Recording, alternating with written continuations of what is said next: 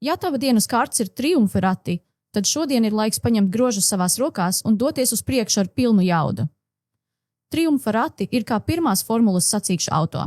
Ātrs, spēcīgs un gatavs uzvarai, bet tikai tad, ja vadītājs zina, ko dara. Šī kārta simbolizē gribas spēku, kontroli un virzību uz mērķi. Tātad, ja pēdējā laikā esi jutusies kā sēdējusi sastrēgumā, šodien ir diena, kad spiest gāzi grīdā. Šodien ir ideāla diena, lai pabeigtu visus tos mazos darbiņus, kas krājušies tavā darāmo darbu sarakstā. Vai jāiznes miskaste, kas jau pilna līdz malām un kaut kas jau krīt ārā, vai jāzvana tantei, kura sen gaida tavu zvanu. Triumfa rati aicina nevilcināties un rīkoties. Taču uzmanies, nepāršauj pār strīpu. Nevajag mēģināt pārvietot mēbeles vienatnē vai izdarīt visu uzreiz. Atceries, pat maratonā uzvar tie, kuri zina, kā sadalīt spēkus. Darbā triumfa rati ir kā zaļā gaisma visiem taviem projektiem. Ja esi domājusi par jaunu ideju vai iniciatīvu, šodien ir īstais brīdis to prezentēt.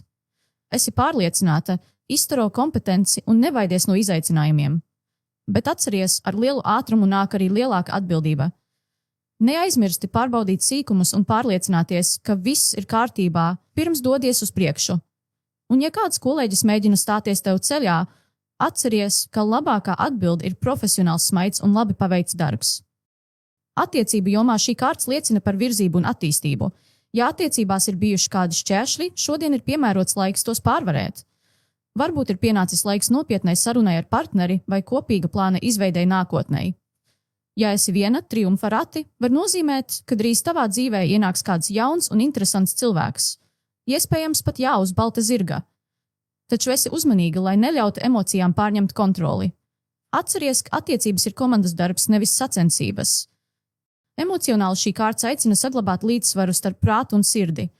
Tu vari justies enerģijas pilni un gatavi iekarot pasauli, bet nepazaudē saikni ar savām patiesajām vajadzībām. Ja jūti, ka emocijas sāk traucēt skaidri domāt, apstājies uz mirkli un ieelpot dziļi. Varbūt vajag piebremzēt, lai saprastu, kur īsti dodies. Galu galā pat labākajiem pirmās formulas braucējiem ir nepieciešami pitstopi. Tātad, ja triumfa rati ir tava dienas kārts, šodien tev ir jāspīd. Uzņem kursu saviem mērķiem ar pārliecību un entuziasmu.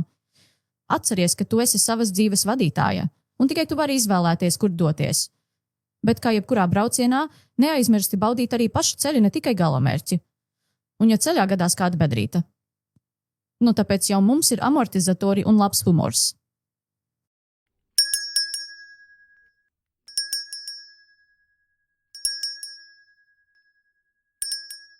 Anete steidzīgi soļoja pa pilsētas centru, sajūtot, kā augstais vējš ķer viņas matus.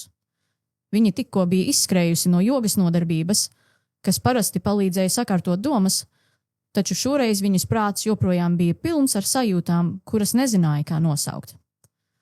No rīta pirms iziet no mājas, viņa bija izvilkusi triumfa ratus, un tagad viņai kļuva skaidrs, ka šī kārts norāda uz iekšēju cīņu, starp emocijām un kontroli, starp vēlmi ļauties un nepieciešamību virzīties uz priekšu. Dienas sākumā viņa bija sajutusi sevī satraukumu. Attiecības ar Artūru pēdējā laikā kļuva sarežģītas, viņš bieži bija atturīgs, bieži izvairījās no sarunām par nākotni. Taču neskatoties uz to, viņa vēlējās noturēt attiecības līdzsvarā, pierādot sev un viņam, ka viņi spēj pārvarēt grūtības. Bet vai tiešām tas bija tas, ko viņa gribēja? Vai viņa neskrēja pretī kaut kam, kas jau sen bija zaudējis spēku? Pēkšņi Anete apstājās tieši pie ielas stūra. Pretī nāca Artūrs.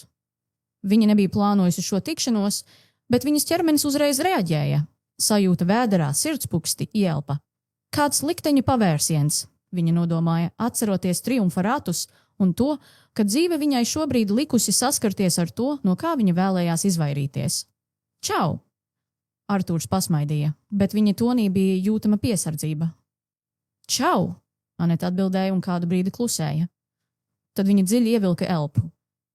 Man šķiet, ka mēs pēdējā laikā bēgam viens no otra. Viņa beidzot pateica, sakārtojot savas domas tikpat ātri, kā viņa bija skrējusi pa pilsētu pirms brīža. Artūrs pievēra acis un pamāja. Es negribu bēgt, viņš teica, bet viņas instinkti teica priekšā, ka viņa vārdi bija tikai daļa no patiesības. Anete jūta, kā triumfa rati. Viņā sāk iegūt skaidrību. Viņai nebija jābūt pasažierei šajā situācijā, viņai bija jābūt vadītājai. Viņa negribēja vairāk attaisnojumu. negribēja vilkt attiecības uz priekšu viena pati. Viņa bija pavadījusi tik daudz laika, cenšoties noturēt kontroli, bet patiesībā viss, kas viņai bija jādara, bija izvēlēties virzienu. Ja tu to tiešām negribi, tad pierādi to, viņa sacīja, šoreiz neizvairīdamās no tiešas konfrontācijas. Viņa jūt spēku, kas bija viņā pašā, nevis attiecībās, nevis viņā un Artūrā, bet viņas pašas vadībā. Un pat ja viņš neko nepierādīs, viņa zināja, viņa pati šodien ir izvēlējusies virzienu un viņa dosies uz priekšu.